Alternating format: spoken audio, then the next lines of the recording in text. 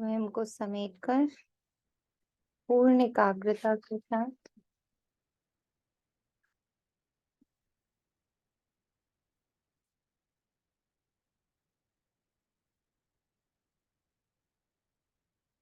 माता पिता बाप दादा को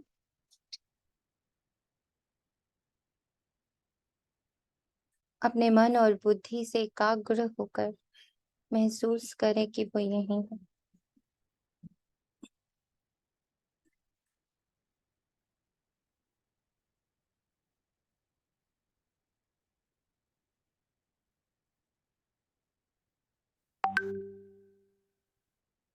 और सच हो जाए उन सारे गुण और शक्तियों को जागृत करने के लिए जिन पर बाप दादा आज दृष्टि डाल रहे हैं। निश्चय, विश्वास, दृढ़ता, एकाग्रता, इन सभी गुणों और शक्तियों को इस पर जागृत करते हुए बाबा से दृष्टि लेते। आज है 28 अगस्त 2023 प्रातः मुरली। ओम शांति। बाप दादा मधुबन से हमारे मिनी मधुबन में मीठे बच्चे, निश्चय बुद्धि विजयंती। निश्चय के आधार पर ही स्वर्ग की राजाई के लायक बन सकते हैं। पहला निश्चय चाहिए कि भगवान टीचर बनकर हमें पढ़ा रहे हैं। भगवान टीचर बनकर हमें पढ़ा रहे हैं। प्रश्न है, बाप सर्वशक्तिमान होते भी सब कार्य प्रेरणा से क्यों नहीं करते? उत्तर में बाबा कहते हैं, मैं ज्ञान का सागर हूँ, मुझे ज्ञान सुनाने के लिए आना पड़ता है। प्रोफेसर अगर घर में बैठ जाए तो पढ़ा कैसे सकेगा? तुम बच्चों को पढ़ाकर लायक बनाकर स्वर्ग का वर्षा देना है। इसलिए मैं शरीर का आधार लेता हूँ। इसमें बच्चों को जरा भी संशय नहीं आना चाहिए। तो अब अपने अंदर संशय का कोई भी कारण हो,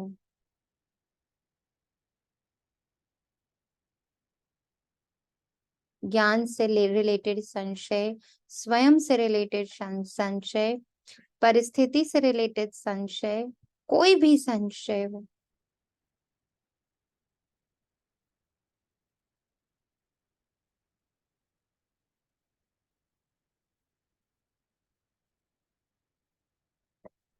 उसे बाबा के सम्मुख रख दो।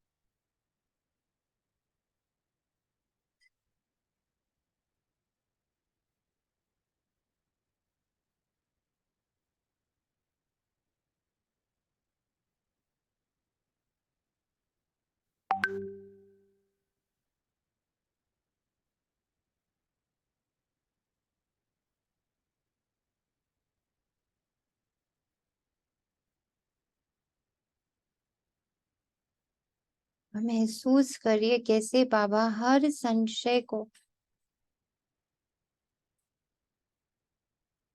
अपनी दृष्टि द्वारा निश्चय में परिवर्तित कर रहा है।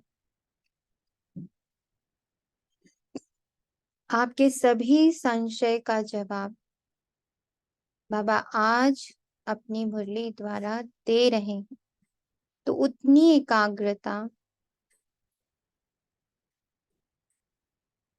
इस पल आवश्यक है।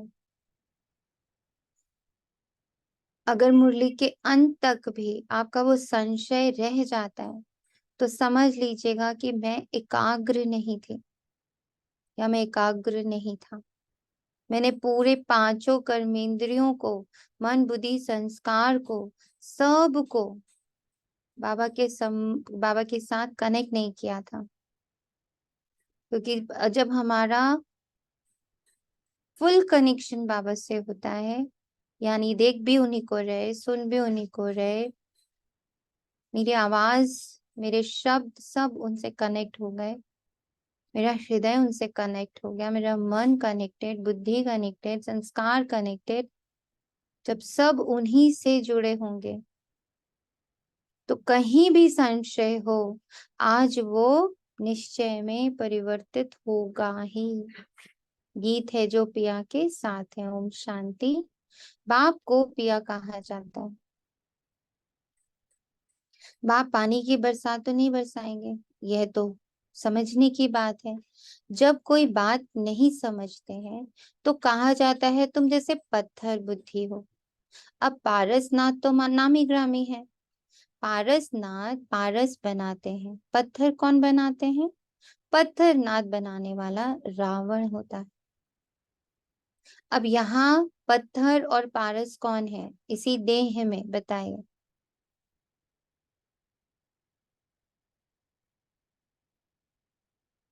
ओम शांति। शांति। दी पत्थर तो देह देह हुई ना, हम्म। और पारस आत्मा हुई। हम्म। तो जब तक मेरा मन और बुद्धि देह से कनेक्टेड है, मटेरियल से कनेक्टेड है, किसी भी सूक्ष्म से सूक्ष्म आइडेंटिटी से कनेक्टेड है, तो क्या हो जाता है? पत्थर हो जाते हैं। उसके आगे ना देख पाते, ना सुन पाते, ना समझ पाते। और जिस पल मेरा मन और बुद्धि आत्मा से कनेक्ट हो जाता है, इममटेरियल आइडेंटिटी से कनेक्ट हो जाता है,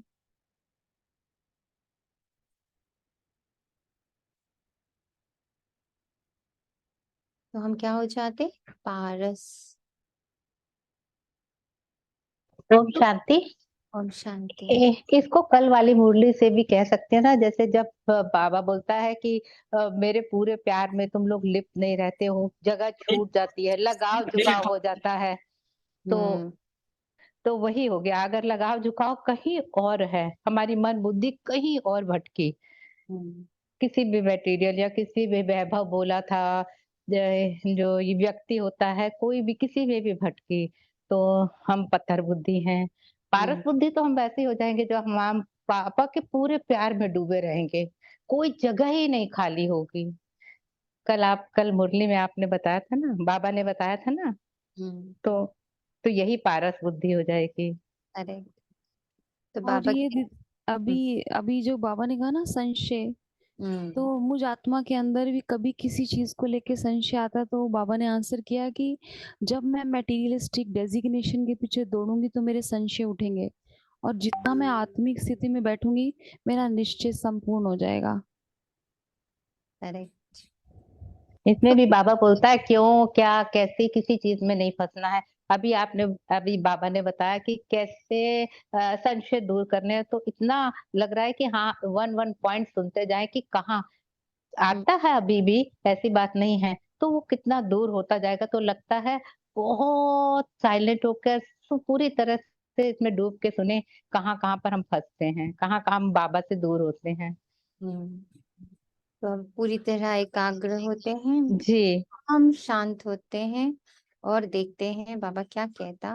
तुम हो राम संप्रदाय, तुम नंबरवार पत्थर बुद्धि से पारसनाथ बनते जाते हो। यथा राजा रानी तथा प्रजा पारस बुद्धि कैसे बने? जरूर कोई बनाने वाला है। अब ये भी कितनी इंपॉर्टेंट पॉइंट है कि जैसे ही राजा और रानी पारस बुद्धि हुए, ऑटोमेटिकली प्रजा पारस बुद्धि होनी है। तो जरूर कोई बनाने वाला है। इसने पारस बुद्धि तो बनाया, परंतु इसमें कोई सूर्यवंशी घराने में, कोई चंद्रवंशी घराने में, कोई दास बनेंगे, कोई भी प्रजा बनेंगे। है सारा पुरुषार्थ पर मारोमदार, दारोमदार सारा पुरुषार्थ पर है। जरूर परम पिता परमात्मा को ही पारसनाथ कहेंगे, कोई मनुष्य को ज्ञान सागर नहीं कहेंगे। निराकार बाप की ही महिमा है। ज्ञान सागर है तो ज्ञान सुनाने के लिए उनको शरीर जरूर चाहिए। जो संस्कार ले जाते हैं उस अनुसार कर्म करने के लिए शरीर तो चाहिए। वह तो है निराकार परम पिता परमात्मा। उनकी बड़ी भारी महिमा है। सबका बाप एक निराकार, परंतु वह भी तो आत्मा है ना। आत्मा ही ऑर्गन्स द्वारा कहती ये मेरी बच्चे हैं, ये मेरे बच्चे हैं। बाप ने समझाया, मनुष्य ब्राह्मणों को खिलाते हैं, उनमें आत्मा को बुलाते हैं, फिर उनसे पूछते हैं। अच्छा, ना भी पूछे ब्राह्मण तो खिलाते हैं ना। समझो किसका पति मर जाता है तो कहते हैं मैं पति का श्राद्ध खिलाती हूँ। अच्छा, तुम्हारा पति मर गया, फिर किसको बुलाएंगे? आत्मा को व शरीर को? समझ की बात है ना। तो मरा कौन? कोई भी नहीं। आत्मा को जब बुला सकते हैं, उसको खिला सकते हैं, उससे बातें कर सकते हैं, इसका मतलब आत्मा तो है अमर, अजर, अविनाशी। शरीर तो खत्म हो गया, ब्राह्मण को खिलाते हैं, गोया ब्राह्मण में प्रवेश कर आत्मा खाती है। अब क्या सबूत है जो मर गया उसी की आती होती है? आती तो जरूर है, आत्मा आकर बोलती है, उस उनसे पूछते हैं फलानी चीज कहाँ रखी है तो बतलाते भी हैं। तो जरूर समझते हैं कि हम पति की आत्मा को खिलाते हैं, पति की आत्मा को माथा टेकती हूँ, ब्राह्मण को नहीं देखते।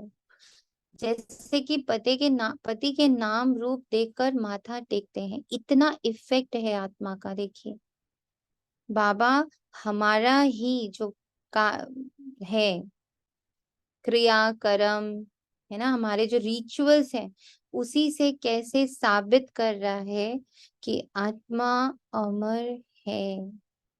और आत्मा की जो अंदर की स्थिति होती है, उसके अनुसार शरीर का रूप रंग आकार सब हो जाता है। तो सोचिए, जो आत्मा किसी के तन में बुलाई भी जाती है तो उसका चाल ढाल, चेहरा, मुस्कुराहट सब चेंज हो जाती है। तो बाबा कह रहे हैं कि नाम रूप तो भस्म हो गया, तो वो शरीर भी याद आता है।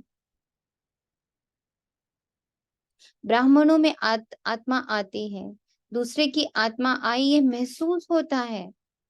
अब आत्मा आई तो जरूर विश्वास रखना पड़ता है। तुम बच्चों को भी समझाया जाता है कि परम पिता परमात्मा है निराकार। परम पिता, परम आत्मा, और वो क्या है? निराकार। उनको अपना शरीर नहीं है तो वर्षा कैसे देवे? तो जरूर शरीर का आधार लेना पड़े। पहले तो बरोबर निश्चय चाहिए कि परम पिता परमात्मा है।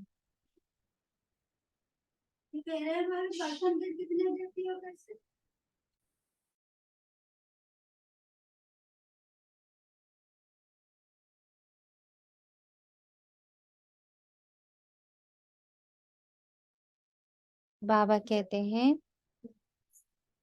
पहले तो बरोबर निश्चय चाहिए कि परम पिता परमात्मा है, वे इन द्वारा वर्षा देने आए हैं, प्रेरणा से नहीं देंगे। उनको तो आकर पढ़ाना है, ज्ञान सागर है ना। ये समझने की बातें हैं। जिसकी तकदीर में भविष्य उच्च प्रारब्ध नहीं है तो वे समझ नहीं सकेंगे। जो ये बात क्लैरिटी से नहीं समझेंगे कि बार बार पढ़ने का अर्थ क्या होता है, चलिए ये बताइए। पढ़ाई का अर्थ क्या होता है? कब तक बच्चे को पढ़ाई करनी पड़ती है?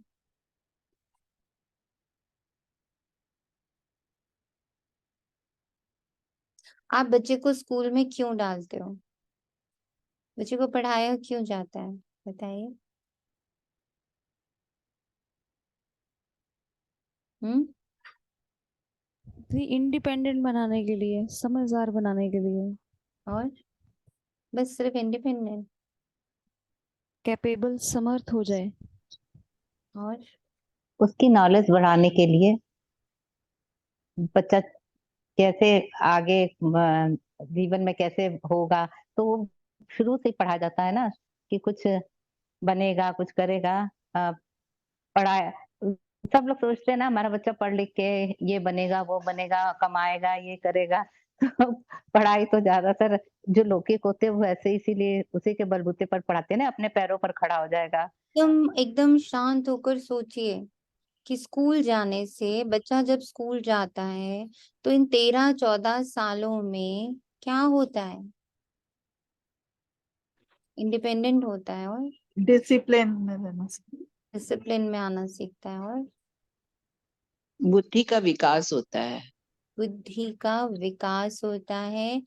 सबसे इम्पोर्टेंट है जो उसकी इनर क्वालिटी होती है वो एनहांस होती है। उसके अंदर कौन सी प्रतिभा छिपी हुई है वो पढ़ाई द्वारा उजागर होती है। पढ़ते पढ़ते उसे ये एहसास होता है कि हाँ मैं इस सब्जेक्ट में अच्छा हूँ, मैं आर्ट में अच्छा हूँ, मैं सिंगिंग में अच्छा हूँ, मैं डांसिंग में अच्छा हूँ। इसीलिए बचपन से कैसा होता है, एक कल्चरल एक्टिविटी होती है जिसमें हम लोग हर 6-6 महीने में हम लोग के एक्टिविटीज बदली जाती हैं।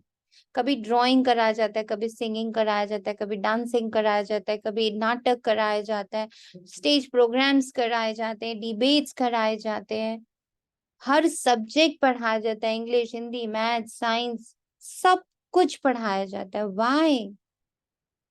ताकि धीरे धीरे धीरे धीरे पढ़ते पढ़ते उसे ये पता चलता, उसे खुद को ये पता चलता है कि मेरे अंदर कौन सी प्रतिभा छिपी हुई है।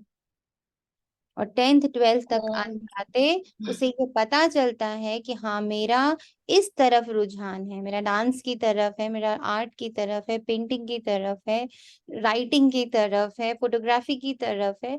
वो डेवलप करता है। ओम शांति दीदी। ओम शांति। ओम शांति दीदी। और ओम। बच्चे को ना प्रैक्टिकल नॉलेज जो है ना वो स्कूल में ही मिल सकती है। ठीक है, थ्योरी तो माँ भी जैसे कहते हैं ना, माँ पहला गुरु होती है, ये बात ठीक है, लेकिन माँ उसको सारे सब्जेक्ट या सारी ऑल राउंड उसकी डेवलपमेंट नहीं कर सकती जो स्कूल में उसकी हो सकती है। यहाँ उस सेंस में बात नहीं कर रहे, आप इस पर गौर करिए कि बाबा जी, क्यों पढ़ाने आता है। वो तो प्रेरणा प्रैक्टिकल नॉलेज देते हैं ना दीदी। जैसे प्रेरणा से बाप कहता है कि मैं तो ऊपर बैठा कुछ भी कर सकता हूँ, मैं अगर कहता ना चाहूँ तो मैं पूरी धरती को ध्यान हिला सकता हूँ, ध्यान बाप से ये कहता ध्यान है। ध्यान हाँ से जी, हाँ जी, हाँ जी। ध्यान। लेकिन क्यों उसे नीचे आना पड़ता है? मतलब प्रेरणा से काम क्यों नहीं बाबा करता? प्रैक्टिकल करवाना होता है ना बाबा को, क्योंकि हम तो कर्म योगी हैं। वो शांति हमारे से कर्म करवा के हमारा शांति शांति शांति। अच्छा। ओम शांति दीदी। बिल्कुल। हम्म।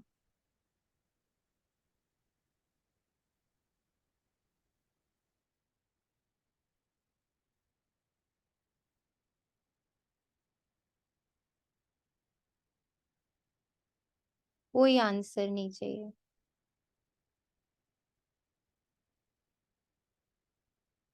यही फर्क होता है। अगर आप 15-20 मिनट शांति का अभ्यास करके मुरली में घुसोगे तो आपके उत्तर आपको अलग दिखेंगे। ये बने बनाए उत्तर हैं जो आप बोल रहे हो, और बना बनाया पढ़ाने बाबा नहीं आया है। बाबा की पढ़ाई इसीलिए सब पढ़ाई से डिफरेंट है।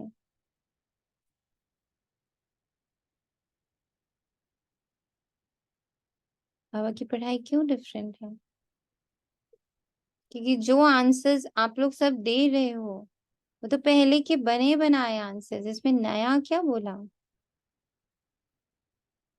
और नया सुनने की ताकत भी नहीं है।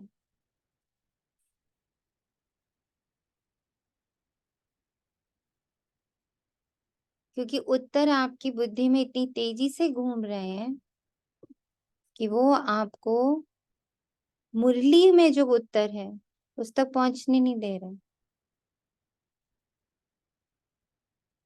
हमेशा ध्यान रखिए, जब आपको मुरली में आंसर्स देना है तो वो लौकिक आंसर नहीं हो सकता, वो पहले का पढ़ा हुआ आंसर नहीं हो सकता।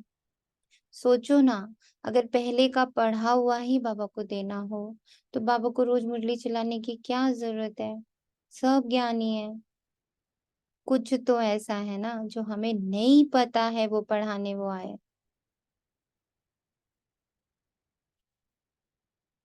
और वो सिर्फ वही पढ़ा सकता है।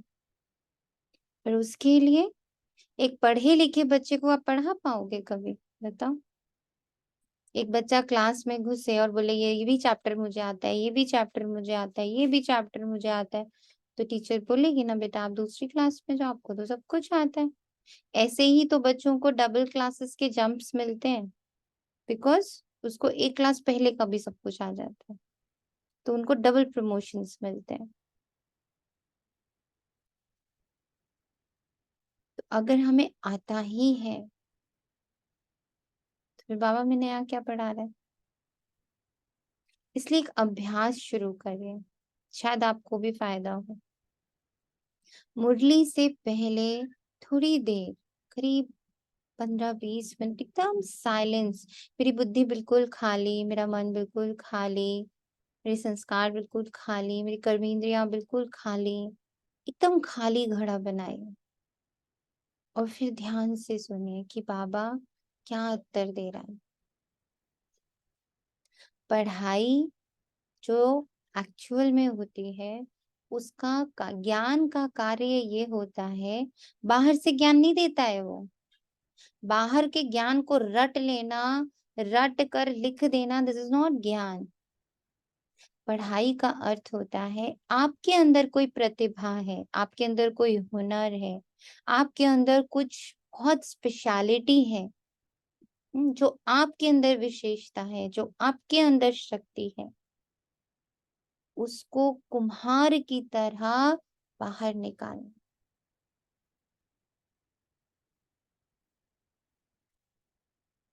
स्कूल ऑलराउंडर बनाने के लिए नहीं भेजते हैं, स्कूल भेजते हैं उसकी प्रतिभा उजागर करने के लिए।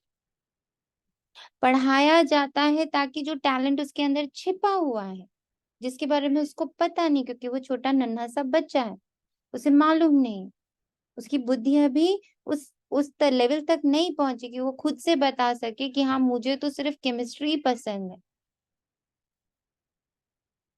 इसीलिए शुरू दिन से सारे सब्जेक्ट्स पढ़ाए जाते ताकि जो सब्जेक्ट का हुनर उसके अंदर है वो टच हो, क्योंकि वो ऑटोमेटिकली उसको ज्यादा करने लगेगा, वो ऑटोमेटिकली उसका अभ्यास ज्यादा करेगा, उसके बारे में रिसर्च ज्यादा करेगा, उसके बारे में उसकी प्रैक्टिस ज्यादा करेगा और धीरे धीरे वो बन जाएगा।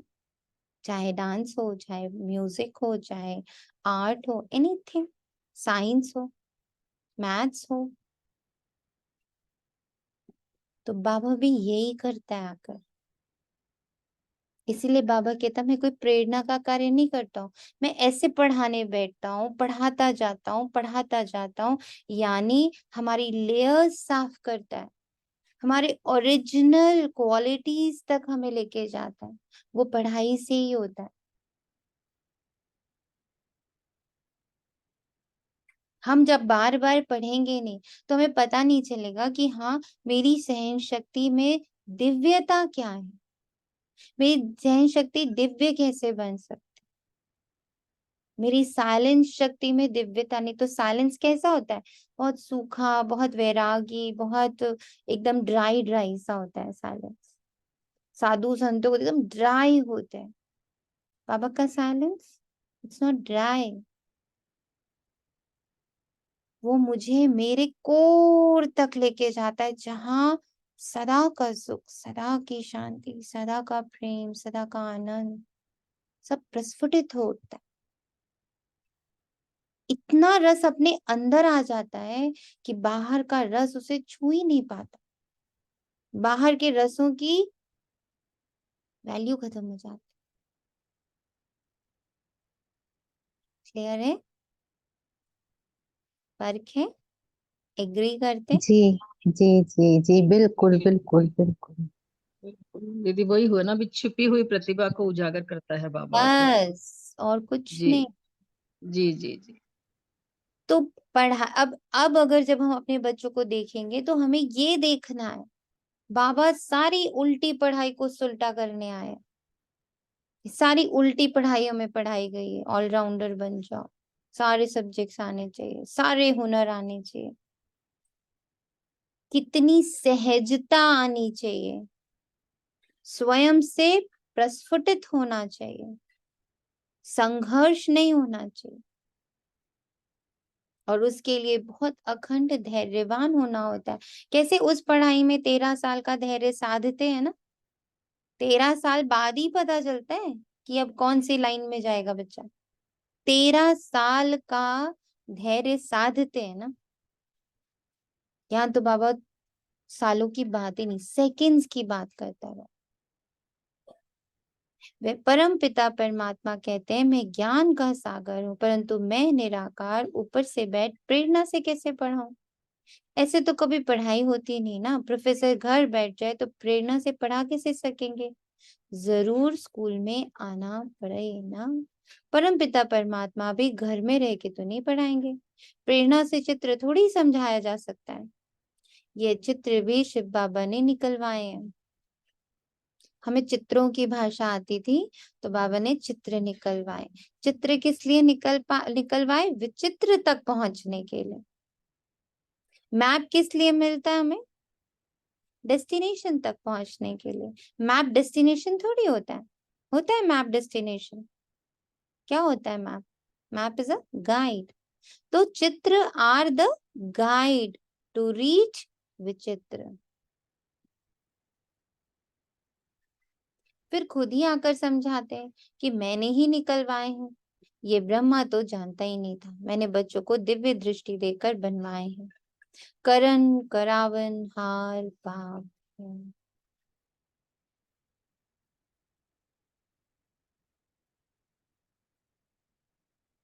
करण करावन हार बाप है, इसको एकदम पी जाना है। करण करावन हार बाप है। पहले बाप समझाते हैं कि मैं हूँ तुम आत्माओं का बाप। नहीं तो तुम बच्चों को वर्षा कैसे मिले? मंदिर भी बरोबर है, इनकी आत्मा का मंदिर है, बाकी सब जीव आत्माओं के मंदिर हैं, क्योंकि जीव आत्मा जन्म मरण में आती है, परमात्मा नहीं आता। तो उनका रूप निराकार ही रखा है। तो बाप कहते हैं मैं तुम्हें राजयोग सिखलाता हूँ। ये बाबा भी कहते हैं मैं भी सीख रहा हूँ। अब इसमें प्रेरणा व शक्ति की तो कोई बात ही नहीं। जितना जितना मैं बाबा के हर एक महावाक्य का अभ्यास करती जाती हूँ, मुझे पढ़ाने वाला बाप निश्चय से, इस पढ़ाई से क्या हो रहा है, मेरे अंदर की प्रतिभा, मुझ आत्मा की प्रतिभा, हमारी प्रतिभा क्या है बताइए? कौन सी प्रतिभा अभी तक आपको अपनी दिखी है जिसको बाबा उजागर करता जा रहा है? ओम शांति। ओम शांति। विस्तार को सार में करना। विस्तार को सार में कर लेना। हमारे अंदर कैपेबिलिटी है मनुष्य से देवता बनने की कैपेबिलिटी। और बाबा की पढ़ाई उसे रोज रोज तराश रही है, मटेरियल से इममटेरियल बन जाने की, शरीर से अशरीरी हो जाने की।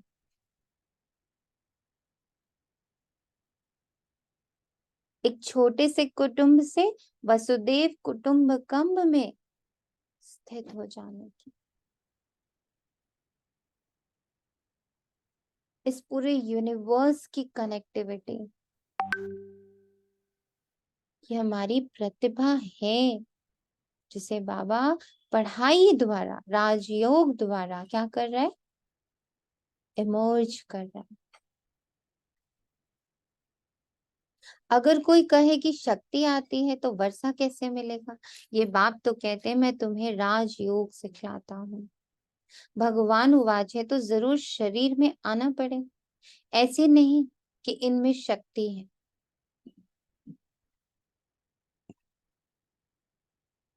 यहाँ तो पढ़ाई की बात है, मैं तुम्हारा बाप हूँ, फिर मुझे टीचर भी बनना पड़े। सबको प्रेरणा कैसे दूं? फिर तो सबको एक जैसा पढ़ाना पड़े।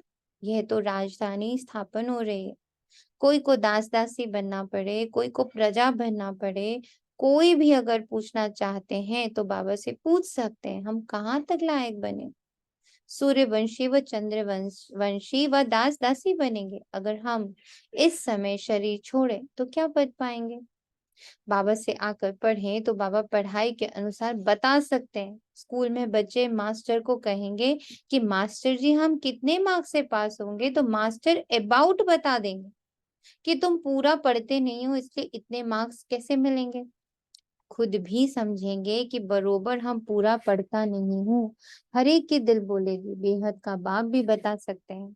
कोई को तो बाबा कहते हैं तुम बहुत अच्छा फूल हो, विजयमाला में तुम इतने नंबर में आ सकते हो इस समय के अनुसार, क्योंकि चलते चलते गिर भी पड़ते हो। अब आप बताओ अपने आप को इन दो में से कौन सी कैटेगरी में देखते हो? एक, अपने पास ही रखिएगा, ऐसा नहीं आपको पब्लिकली बताना है, बट आप अपने अंदर चेक करो। एक, पूरा पढ़ते नहीं हो इसलिए मार्क्स कैसे अच्छे मिलेंगे। दूसरा, बहुत अच्छा फूल हो, विजयमाला में तुमको इतने नंबर आ सकते हैं। इस समय थोड़ा थोड़ा चलते चलते गिर भी पड़ो। दीज आर द कैटेगरीज जहां हमें अपने आप को देखना है, हम कहाँ खड़े हैं। बाबा के बहुत बच्चे देखो आज है नहीं, क्योंकि श्रीमत पर ना चले और काम के वश पर दे अभिमान के वश हो गए, कोई लोभ मोह के वश होता है। माया ऐसी है जो चोरी भी करा देती है। ये सब माया कराती है। कहते हैं ना, कख का चोर तो लख का चोर।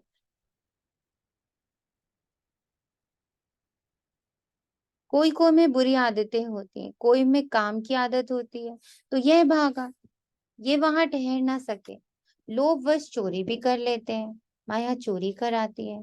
माया की प्रवेशता है ना, पहले नंबर दे, अभिमान को छोड़ते नहीं। बाबा कहते अपने को आत्मा निश्चय करो। आत्मा इमॉर्टल है, शरीर मॉर्टल है। तुम देही अभिमानी बनो। कोई तो 2-3 मास में देही अभिमानी बन जाते, कोई फिर 25 वर्ष में भी नहीं बनते। एक ही कोर्स बहुत बड़ा है जो 50-60 वर्ष चलता है। पढ़ाई के कोर्स और पढ़ाने वाले टीचर को ना जाना तो पढ़ेगा क्या?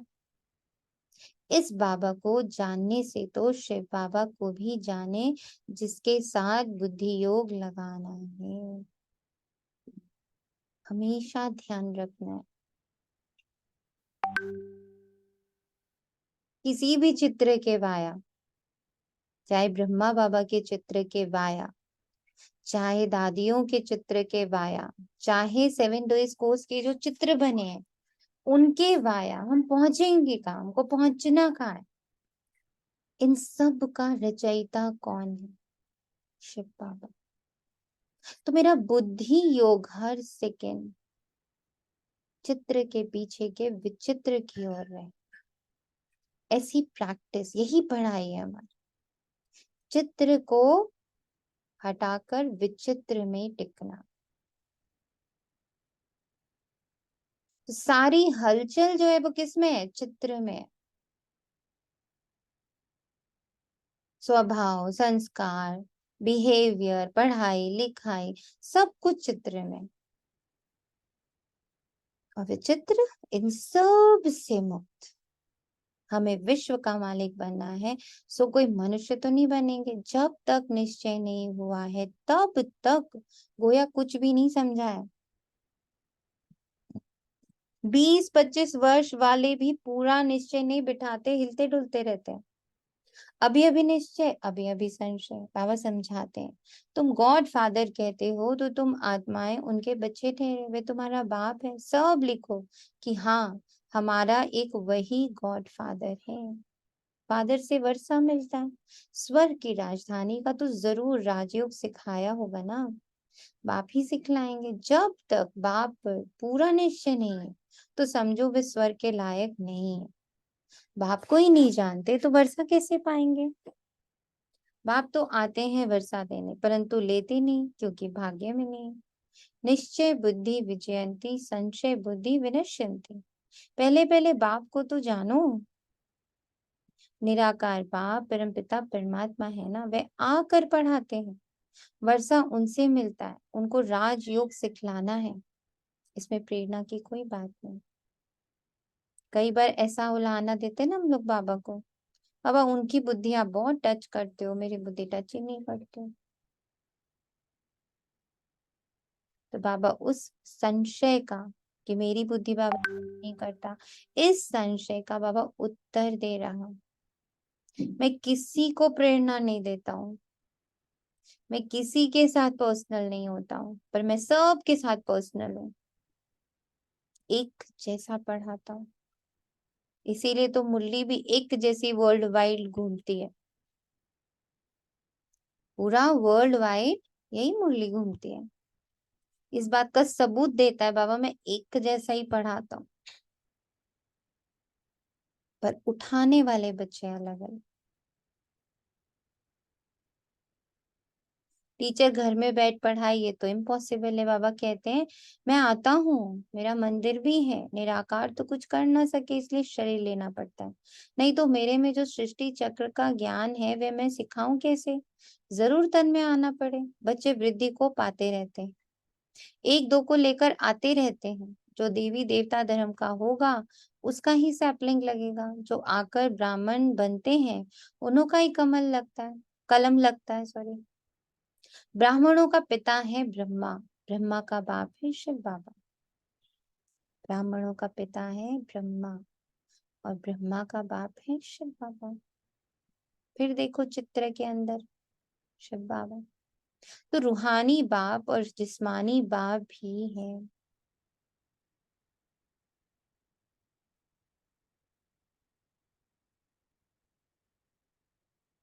तुम शिव बाबा के रूहानी बच्चे हो और ब्रह्मा की आत्मा भी शिव बाबा का बच्चा है। फिर जिस्मानी भी ब्राह्मणों का बाप है, जिससे ये ब्रह्मा कुमार ब्रह्मा कुमारियां निकले। तुम ब्रह्मा के बच्चे शिव बाबा के पौत्रे हो, वर्षा उनसे मिलता है, ये भी समझ की बात है। बाबा से कोई भी बच्चा पूछे कि मैं किस पद को पाऊंगा तो बाबा बता देंगे। कोई नए नए को ले आते हैं, बात मत पूछो, एक बार मिलने से ही तीर लग जाता है। कैसे अच्छे अच्छे पत्र लिखते हैं, बाबा फलाने ने ऐसी अच्छी बातें सुनाई जो पक्का निश्चय हो गया। अब आप आए हो, आपसे हम पूरा वर्षा लेकर ही छोड़ेंगे। बाबा से कभी मिले भी नहीं तो भी ऐसे ऐसे पत्र लिखते हैं, तो समझा जाता है ये सिखी लदा बच्चा है। हमारे पत्र बाबा को कितना टच करते हैं इसको महसूस करें। हमारी हर एक बात बाबा तक कितनी एक्यूरेटली पहुंचती है उसको देखिए।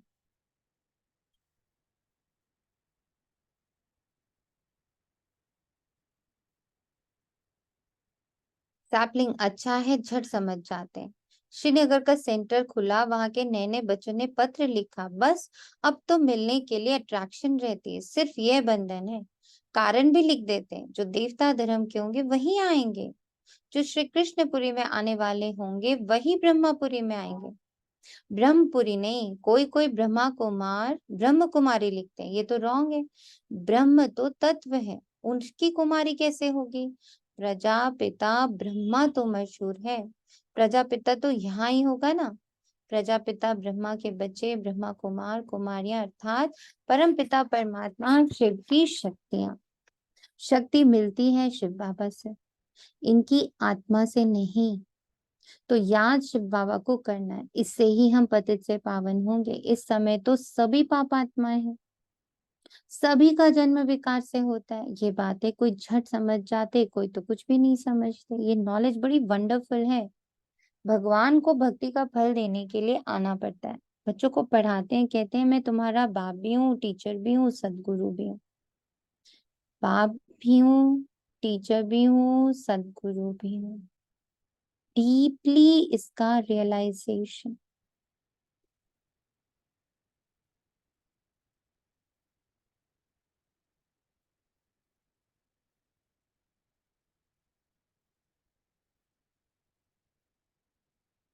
सभी को वापस ले जाने के लिए आए हैं, इसलिए लिबरेटर भी कहते हैं। सो प्रेरणा से थोड़ी ही लिबरेट करेंगे। स्कूल में भी वृद्धि होती है, लेकिन पुरानी दुनिया को याद किया तो बाप को भूले। आखिर भूलते भूलते पुरानी दुनिया में ही चले जाते हैं, फिर ज्ञान का कुछ भी नहीं रहता, बस सौदा कैंसिल। बाप को जो दिया वे वापस ले लेते हैं, बुद्धि का ताला एकदम बंद हो जाता है। बाप बुद्धिमानों की बुद्धि है, कितना अच्छी रीति समझाते हैं। सुनने वालों के नैन चैन से ही मालूम पड़ जाता है इनको कहाँ तक धारणा हुई है। उच्च पद का पा सकेंगे या नहीं पा सकेंगे, बाबा झट समझ जाते हैं कि ये समझने वाले हैं या नहीं, या बुद्धि योग कहीं और भटक रहा है। नब्ज देखी जाती है ना, नब्ज देखने वाला भी होशियार चाहिए। मंजिल है बहुत भारी, तुम झट समझ जाएंगे ये उठ सकेगा या नहीं उठ सकेगा, नंबरवार तो है ना। तो ऐसे अपनी एक एक कर्मेंद्रिय का बुद्धि योग बाबा से जोड़ना। मेरा कनेक्शन होगा तो बहुत इजीली हमें ये सारी भासना होगी। मुझे अपने 10 दिशाओं से अपने आप को जागृत करना है, एक्टिवेट करना है। मंजिल बहुत भारी है, नंबरवार तो है ना। बल ये ब्रह्मपुत्रा बड़ी नदी है, परंतु अपनी महिमा तो नहीं करेंगे। सरस्वती भी होशियार है, उस पढ़ाई में तो यहाँ ही इम्तिहान हो जाता है। इस पढ़ाई का इम्तिहान अभी नहीं होना है, जब तक जिएंगे तब तक ज्ञान अमृत पिएंगे। अच्छा, मीठे मीठे सिखी लदे बच्चों प्रति माता पिता बाप दादा का याद प्यार और गुड मॉर्निंग। रूहानी बाप की रूहानी बच्चों को नमस्ते। हम रूहानी बच्चों की रूहानी माता रूहानी पिता बाप दादा को याद प्यार याद और गुड प्यार में मॉर्निंग, नमस्ते नमस्ते। नमस्ते। शुक्रिया बाबा, शुक्रिया बाबा, शुक्रिया शुक्रिया शुक्रिया। धारणा के लिए मुख्य सार है, किसी भी पुरानी आदत के वशीभूत हो, उल्टा कर्म नहीं करना। देह अभिमान की आदत को छोड़ देही अभिमानी रहने का कोर्स पूरा करना है। ये कोर्स चल रहा है और ये तब तक पूरा नहीं हो रहा जब तक मैं एकदम अशरीरी रहने की लंबे समय तक प्रैक्टिस ना करूं। 2 घड़ी नहीं, लंबे समय तक अशरीरी, चलते हुए अशरीरी, बोलते हुए अशरीरी, देखते हुए अशरीरी, सुनते हुए अशरीरी, bodyless, thoughtless, feelingless, हर एक एलिवेटेड थॉट का रूप बनना, ये कोर्स चल रहा है।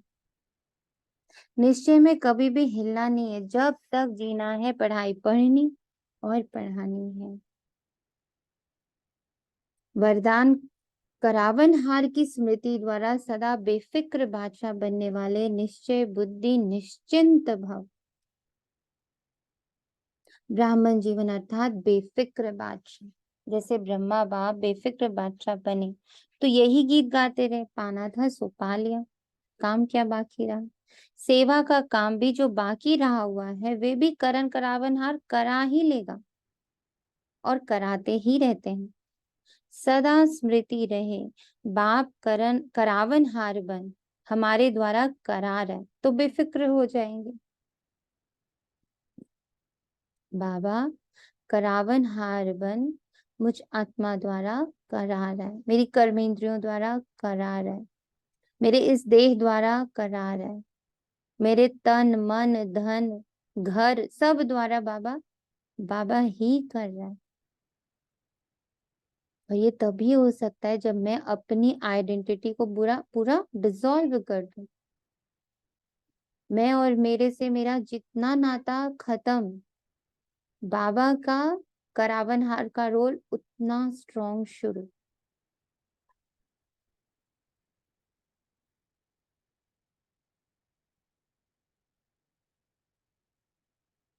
सदा स्मृति रहे, बाप करावनहार बन हमारे द्वारा करा रहे हैं तो बेफिक्र हो जाएंगे। निश्चय है ये कार्य होना ही है, हुआ ही पड़ा है, इसलिए निश्चय बुद्धि निश्चिंत बेफिक्र रहो। स्लोगन, अपनी सर्व कमजोरियों से किनारा करना है तो बेहद की वैराग्य वृत्ति को धारण करो। अपनी सर्व कमजोरियों से किनारा करना है, चाहते हैं अपनी सर्व कमजोरियों से किनारा करना, तो बेहद की वैराग्य वृत्ति को धारण करो। मैं कमजोरी नहीं, ये कमजोरी मेरी नहीं, मैं मास्टर सर्वशक्तिवान आत्मा। इनसे वैराग्य लेना है। जो जो चीजों की तरफ, वही कल वाली मुरली, अट्रैक्शन है, लगाव है, झुकाव है, प्रभाव है, उनसे वैराग्य, क्योंकि वही हमारी कमजोरी है। तो जैसे जैसे ये लगाव, ये झुकाव, ये प्रभाव, ये अट्रैक्शन सब हटता चला जाता है, तो हम क्या बन जाते हैं? क्या बन जाते हैं? सर्वशक्तिवान। सर्व शक्तियां अपने आप एक्टिवेट हो जाती हैं, क्योंकि वो तो ईश्वरीय शक्तियां है ना। सारी ईश्वरीय शक्तियां एक्टिवेट हो जाती हैं जिस पर हम बेहद के वैरागी बनते। तो माता पिता बाप दादा के साथ हर ब्राह्मण आत्मा को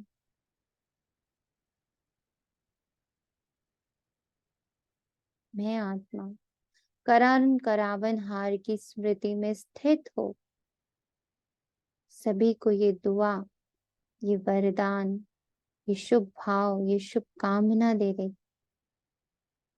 कि हर ब्राह्मण बच्चा पढ़ाई द्वारा, अभ्यास द्वारा अपनी दैवी गुण, दैवी शक्तियों को जागृत करे और बाबा का राइट हैंड बने, बाबा की एक भुजा बने, जिसके द्वारा बाबा अपना ये पूरा ट्रांसफॉर्मेशन का कार्य कंप्लीट कर पाए। निश्चय बुद्धि, निश्चिंत बुद्धि और विजयी बुद्धि बने। ओम शांति। शुक्रिया बाबा, तेरा तुझको अर्पण है। ओम शांति। ओम शांति। एक एक एक बात क्या है? ओम शांति। हेलो। हाँ जी, हाँ जी, बोलिए। हाँ जी, वो जैसे बोला था